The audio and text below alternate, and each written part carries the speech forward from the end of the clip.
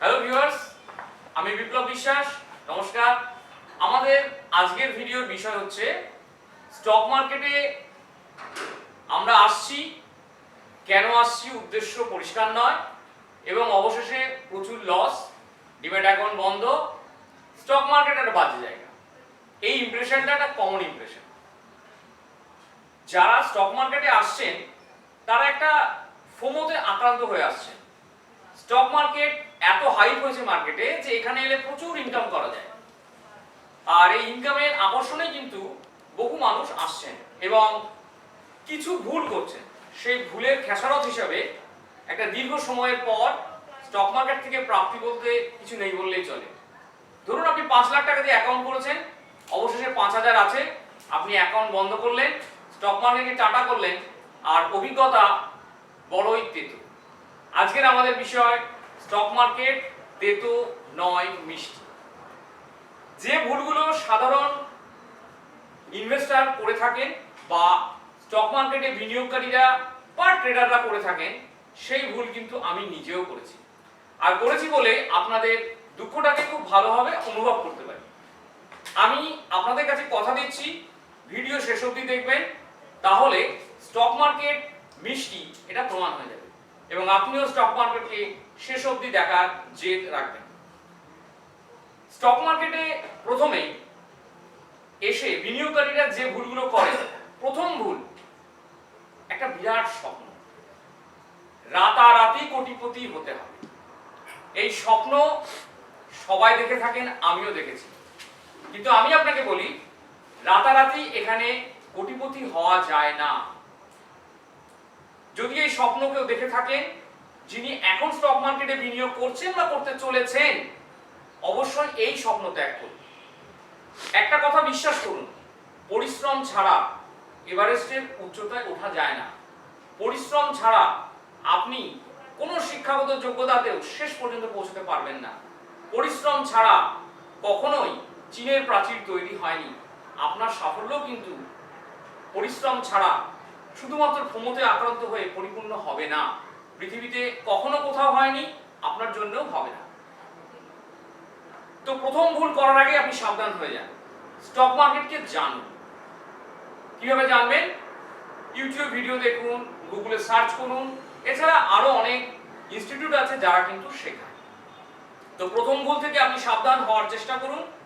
না শিখে ইনভেস্টমেন্ট নয়, ইনভেস্টমেন্ট কোনো জাদু বা ছেলে খেলা নয়, ট্রেড কোনো জাদু বা ছেলে খেলা নয়। আপনার দীর্ঘদিনের অনুশীলন, আপনার ধৈর্য, আপনার সময় সবকিছু আপনার কাছ থেকে নেওয়ার পর রিটার্ন হিসেবে প্রফিট দেবে। তো প্রথম ভুল, না জেনে মার্কেট নয়, স্টক মার্কেট নয়। সেকেন্ড ভুল, যারা অলরেডি ডিম্যাট অ্যাকাউন্ট খুলে ফেলেছেন, মার্কেটে এসে গেছেন, তারা একটা বিশেষ চিন্তায় আক্রান্ত হয়। সেটা হচ্ছে 2 টাকার স্টক কিনবো, 200 টাকায় বেচবো। This is impossible. এবং খেয়াল করবেন, আপনার এই চিন্তাকে সাফল্যে পরিণত করার জন্য বহু বিজ্ঞাপন আপনার চারপাশে ঘুরে বেড়াবে যে 2 টাকার স্টক 200 টাকায় কিনে অমুক লোক বড় লোক হয়েছে। কিন্তু এটা কতটা সত্যি আপনি একবার যাচাই করে নেবেন।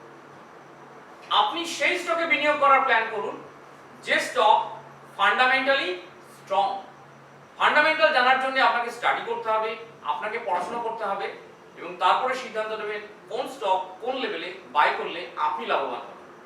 দ্বিতীয় ভুল আজ থেকে আপনার জীবনে আর নয়, অর্থাৎ ফান্ডামেন্টাল না জেনে স্টকে বিনিয়োগ নয়। পয়েন্ট নাম্বার 3, আপনি স্টকে বিনিয়োগ করবেন কখন? টেকনিক্যাল অ্যানালিসিস না শিখে স্টকে বিনিয়োগ করার কথা চিন্তা করবেন না। এই বিষয়ে আমার এক বন্ধুর কথা ভীষণ মনে পড়ে আমার।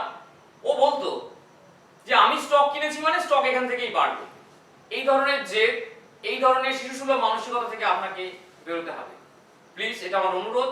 স্টক মার্কেটে আপনি কিনলে সেই স্টক বাড়তে পারে না, যদিও বা কাকতালীয় হয়ে বেড়ে যায়, সেটা আপনার কপাল। আর কপাল কখনো কখনোই সাথ দেয়, সবসময় না। কাজে আপনাকে জেনে স্টকে বিনিয়োগ করতে হবে। পয়েন্ট নাম্বার 4, শেখার জন্য ব্যয় করুন।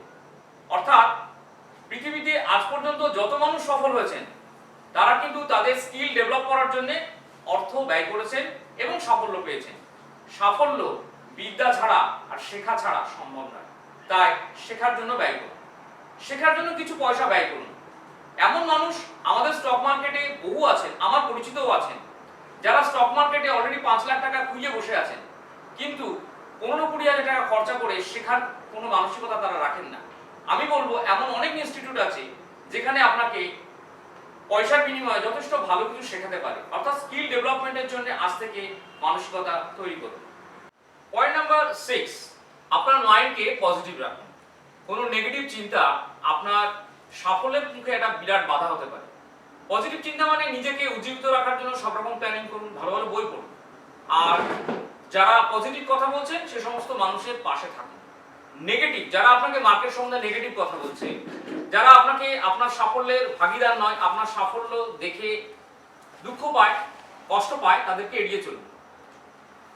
একসাথে সবাই কিন্তু সাফল্য পায় না, যারা সাফল্য পায় তাদেরকে ফলো করুন। আচ্ছা, বিনিয়োগ সেখানে করবেন যেখানে সবাই ভয় পায়। ওয়ারেন বাফেটের একটা বিখ্যাত এটা বক্তব্য, সবাই যেখানে ভয় পায় সেখানে আপনাকে বিনিয়োগ করা শিখতে হবে, সেই পজিশনগুলোকে আপনাকে জানতে হবে, তার জন্য স্টাডি দরকার। আর একটা জিনিস আজ থেকে মনের মধ্যে রাখুন, সেটা হচ্ছে পেশেন্স, ধৈর্য। মার্কেট কিন্তু ধৈর্যশীলকেই পয়সা দেয়। ধৈর্যহীন মানুষ স্টক মার্কেট থেকে পয়সা আর্ন করতে পারবে না, এটা আপনি লিখে নিন। কাজে ধৈর্য আপনাকে রাখতে হবে। যে কোনো পজিশন নিলে সেটা কতদিনের জন্য নিচ্ছেন টাইম ক্যালকুলেশন করুন এবং তারপর সেখান থেকে আপনার সময় মতো বেরোনোর জন্য তৈরি থাকুন। আর একটা জিনিস মেনটেন করবেন, সেটা হচ্ছে স্টপ লস। নতুনরা স্টপ লস নিতে কখনোই রাজি নয়, তারা তাদের লস দেখতে অভ্যস্ত নয়, শুধুমাত্র প্রফিট। কিন্তু জেনে রাখুন, স্টক মার্কেটকে লসকে অ্যাকসেপ্ট করার নামই হচ্ছে স্টক মার্কেট।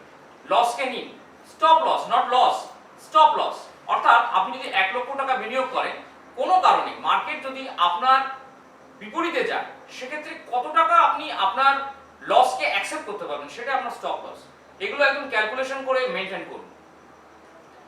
আর মনকে সজীব রাখার জন্য বই পড়ুন, দারুণ দারুণ বই পড়ুন, যা আপনার মনকে উজ্জীবিত রাখতে হবে।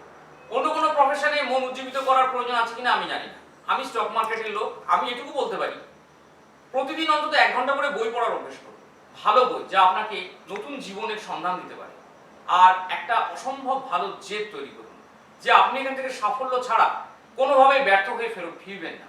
তার জন্য আপনার কাছে বহু রাস্তা বেরোবে, সেই রাস্তাগুলোকে অ্যাপ্লাই করুন, একদিন আপনার জীবনে সাফল্য আসবে। স্টক মার্কেট তেতো নয়, স্টক মার্কেট মিষ্টি। আমিও তেতো ভেবেছিলাম, কিন্তু আজকে আমার কাছে মিষ্টি। আর আরেকটা কাজ করবেন, যদি ভিডিও আপনাদের ভালো লেগে থাকে অবশ্যই লাইক, সাবস্ক্রাইব করবেন, কমেন্ট করবেন। আর যদি কোনো কোয়ারি থাকে কমেন্ট বক্সে অবশ্যই জানাবেন, আমি উত্তর দেব। ধন্যবাদ।